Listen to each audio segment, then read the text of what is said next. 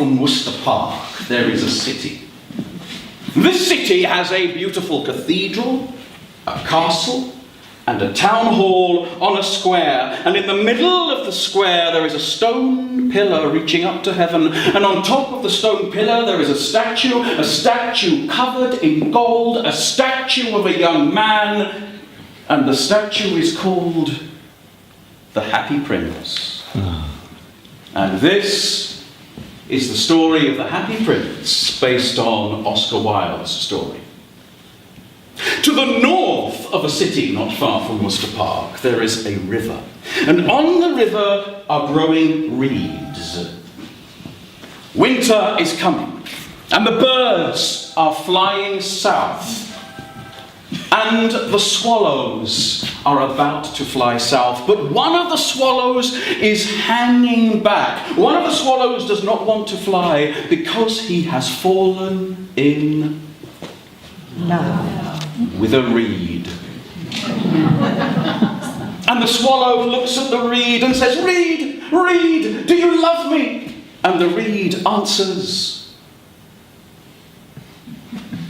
And the swallow says, "Reed, reed, will you stay with me forever?" And the reed answers. And the swallow says, "Reed, reed, will you fly south to Egypt with me and my brothers and my sisters?" And the reed answers. And so the swallow takes that as a yes. And he beats his wings and flies up into the sky to find that the reed has stayed on the riverbed and has not followed him. And the swallow's heart is broken. The swallow flies south.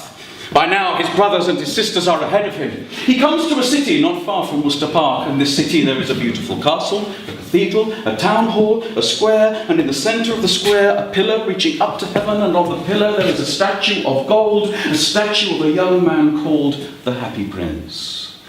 And the swallow looks for somewhere to rest, and he flies around and he sees the statue, and he flies to the feet of the statue and pulls his wings over his head and falls a splosh! Splosh! Splosh! The swallow wakes up and looks up in the sky. What a strange place this city is. It rains when there are no clouds. He beats his wings and flies up the statue until he sees the face of the statue of the Happy Prince and perches on the shoulder of the statue as he sees the tears falling from the statue's eyes. "Why are you crying?" asks the swallow. And the statue says, little swallow, I am called the Happy Prince. When I lived, I played all day and I danced all night in my beautiful palace. But now up here, I can see the city. I can see outside the walls of the palace, and I can see my people, and I can see that they are sick and they are hungry and they are poor, and so I weep for them." And the swallow answered, "I'm a swallow! And I'm going south to Egypt to find my brothers and my sisters and the sun, so the sun can kiss my back." And the prince said, little swallow, stay with me. Look down on the ground. See, in the square there is a child, a girl with no shoes on her feet. She carries a tray of matches and she tries to sell the matches to passers-by, but the matches are damp and no one will buy them from her. If she goes home with the matches and no money, her father will strike her. Little swallow, in my belt there is a sword, and in the sword there is a hilt, and in the hilt there is a ruby of deepest red. Pluck the ruby from my hilt and take it to the child and give it to her. The statue is a prince, and you do what a prince says. So the swallow flew down to the prince's sword and plucked the ruby from the hilt of the sword. And then the swallow flew down, down, down, down into the square where it found a child with no shoes upon her feet selling damp matches, and the swallow dropped the ruby onto her tray. And she saw the pretty piece of glass, and she knew her father would not hit her that night. The swallow flew back to the feet of the happy prince, pulled its wings over its head, and fell asleep. In the morning, the swallow woke up and flew around the city. It looked at all the beautiful architecture. It saw the beautiful cathedral with its spires. It saw the town hall with its statues. It saw its castle with its crenellations. And it thought of all the buildings it would see in Egypt, like the Tombs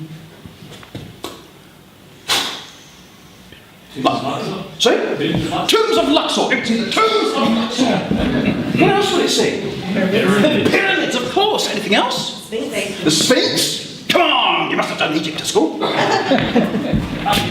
Valley of the Kings. Not many buildings to see, though, in the Valley of the Kings. You have to use your imagination. Maybe fly inside. Fly inside one of the tombs and have a quick look around. Anything else? The Nile. The Nile. Is that a building? You're not listening. Well, what's the king of Egypt called? Pharaoh. Where does he live? In a house. In a house. Oi! In a palace. So you see the palaces, the tombs, and where are the gods worshipped? Temples. The temples. And so the swallow flew back to the prince and said, "My prince, it's time to me for flight to Egypt. I'm going to see the temples, the palaces, the Sphinx, the pyramids, the Nile." And the statue said, little swallow, stay with me for one more night. Look across the city. Across the city you will see an attic room, and in the attic room you will see a young student trying to work. His hands are too cold to hold the pen. Little swallow, look at my eyes. My eyes are made of sapphire. Pluck one of them and take it to him, so that he may be warm. And the swallow said, "No, my prince, I can't pluck your eye out." And the prince said, "Little swallow, do as I ask. Take my eye." And you do what a prince asks. So he plucked the stone from the prince's eye. And he flew across the city until he found an attic. And he flew in the open window, and there was a young man wrapped up against the cold trying to hold a pen. And the swallow flew around the room and dropped the stone in front of the young man, who saw it and knew that he would be warm again. And the swallow flew back to the happy prince and flew up to the prince's head and looked into his eye and said, "It's strange. Winter is coming and it's cold, but I feel warm inside." And the prince said, "Little swallow, that's because you have done a good deed." And the swallow flew back to the feet of the happy prince, pulled his wings over his head, and fell asleep. The next morning, the swallow woke up and flew out over the city. He saw the great boats in the harbour preparing to sail, and he thought of all the things that the passengers and the sailors would see. And as he was flying round, people noticed him and said, "That's strange, there's a swallow. It's quite late, quite cold for a swallow." And the swallow thought about all the animals and birds he would see in Egypt, like the Ibis. Sorry? The ibis. The ibis. Very specific, very good. Crocodiles? Sorry? Camels? What's the most dangerous animal? Crocodile. There's an animal that kills for pleasure, and it's one that we look at and go, "Oh, the hippopotamus." The hippopotamus will kill you for pleasure. More people have killed for hippos than anything else. So we've got hippos, we've got crocodiles, we've got camels, we've got ibis. Anything else? What are the royal animals of Egypt? That would be the god Bus, So that's like a holy animal. Royal animals, what would go on the king's crown? Snake specifically? Cobra. And? Scarab. A bird? Vulture. Vulture. Symbols of upper and lower Egypt. And so the swallow flew back to the prince and said, "My prince! It's time for me to fly to Egypt and find my brothers and my sisters and the ibis and the camel and the hippopotamus and the cobra and the crocodile and the rest."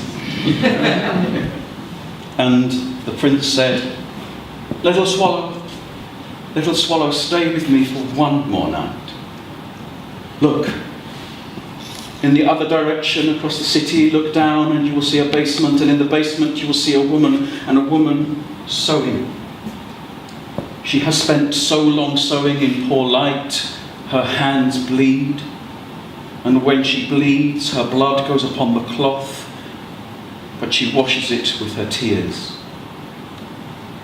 She must work all day and all night, for in a bed next to her is her son, shivering and sick. She has no money for a doctor. Little swallow, take my other eye. No, said the swallow. I can't take your other eye, for then you will be blind. But the prince said, swallow, do as I ask and take my eye. So the swallow plucked the other eye from the prince and flew across the city and found a basement, and there was a woman sewing, so tired she was pricking her fingers and bleeding on the fabric and washing the fabric with her tears. And he dropped the stone in front of her, and she knew that her child would have a doctor. And then the swallow flew over the bed and beat his wings to cool the face of the child. And then he flew back to the prince, pulled his wings over his head and fell asleep. The next morning he woke up and flew up to the prince, and the prince, who could not see him, felt his feathers brushing against his face. And the prince said, little swallow, now fly to Egypt. Find your brothers and your sisters, go and see the pyramids and the temples, find the ibis and the crocodile. And the swallow said, you're blind. I can't leave you now, for I love you. And so the prince talked to the swallow and told him of the suffering in the city. And he said to the swallow, little swallow, I am covered in gold. Take a small piece of gold from me and find some old people with no shoes upon their feet and give it to them. So the swallow took a small piece of gold and flew across the city, found some old people with no shoes and gave them the gold. The next day he took another piece of gold and took it to those who were sick. The next day he took another piece of gold to the people who had no homes. Day after day, as winter came on, they got colder and colder and colder. The swallow took more and more gold until there was nothing left. On the pillar in the middle of the square, reaching to the sky, but a lead statue. And the prince said, little swallow, I have nothing left to give. Now leave. Fly to Egypt. And the swallow said, it's too late. I'm too cold to fly, but I'm afraid I must leave you now. For now I must go to the house of death. And he kissed the prince upon his cheek, and then the swallow fell to earth, dead. And if you'd been close enough to that pillar that reached up to the sky, you would have heard a loud crack, which was the sound of the heart of the happy prince breaking. There is a city not far from this park. This city has a beautiful cathedral, a beautiful castle, and a beautiful town hall. And it's got a square. In the middle of the square, there's a pillar reaching up to the sky, and on that there is a statue of a young man. A leaden statue. The mayor and the councillors were going on a progress through the city. And the mayor said, we have a very beautiful city. And all the councillors said, oh yes we do. We have a very beautiful city. And the mayor said, "We have a very beautiful cathedral, a beautiful castle, and a beautiful town hall." And all the councillors said, "Oh, yes, we do. We have a beautiful cathedral, a beautiful castle, and a beautiful town hall." And the mayor said, "And best of all, we have a beautiful golden statue of the Happy Prince." And all the councillors said, "Oh, yes, we do. We have a beautiful golden statue of the Happy..." Oh, dear. And the mayor said, "Where has all the gold gone?" And the councillor said, "Where's the gold gone? Where's the gold gone? Where's the gold gone?" The mayor said, "This statue is ugly. We cannot have it here. We must pull it down." And all the councillors said, "Oh yes, we must pull it down, pull it down, pull it down." The mayor said, "We need a beautiful statue up there. We need a statue of me." And the councillor said, "Oh yes, we do. We need a statue of me. You." And so the statue of the Happy Prince was pulled down to the ground and taken away to be melted. The square was cleared and they found the dead body of a bird at the foot of the column, and that was thrown onto a rubbish heap. But the leaden body of the statue of the Happy Prince, although it melted in the furnace, one thing would not melt. The heart of the Happy Prince. And so once it was cool enough, they took it and threw it onto a rubbish heap, where it landed next to the body of a dead swallow. The Lord God in heaven was looking down upon his earth, and he called his angels to him, and he said to his angels, "Circle the earth, and find the two most precious things upon earth, and bring them to me." And so the angels of heaven lifted their golden wings, and they flew down to the earth, and when they returned to the throne of grace and stood before the Lord God in heaven, they held in their hands the heart of the Happy Prince and the body of the swallow. And the Lord God looked at them and said, "You have chosen well. For the Happy Prince who played when he was alive will now play in my garden. And the swallow will fly free." And that was the story of the Happy Prince. And that was how you and I have told it.